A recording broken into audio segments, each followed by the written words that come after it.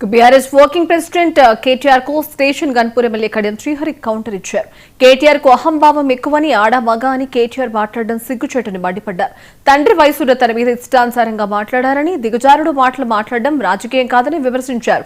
BRS ఫ్లెక్సీలో తన photo పెట్టడం సంతోషమేనని కడియం శ్రీహరి అన్నారు.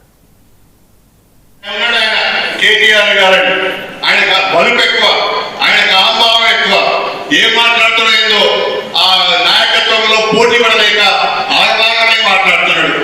మతి స్థితితాన్ని కోల్పోయి మాట్లాడుతున్నాడు. ఆయన అంటాడు, నన్ను పోచారం శ్రీనివాసరెడ్డిని వీళ్ళు ఆడా మగాలి అంటుంటాడు.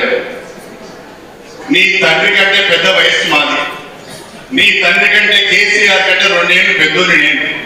కేసీఆర్ 10 సంవత్సరాలు ముఖ్యమంత్రిగా చేసిండు. అరే బిడ్డ, నేను 14 సంవత్సరాలు మంత్రిగా పనిచేస్తాను. 4 సార్లు ఎమ్మెల్యే అయినా, ఒకసారి ఎంపీ అయినా, 2 సార్లు ఎమ్మెల్సీ అయినా. నువ్వు మాట్లాడే భాష నాది. నీ తండ్రి వయసున్న మమ్మల్ని పట్టుబడి ఆ రకంగా మాట్లాడతావా?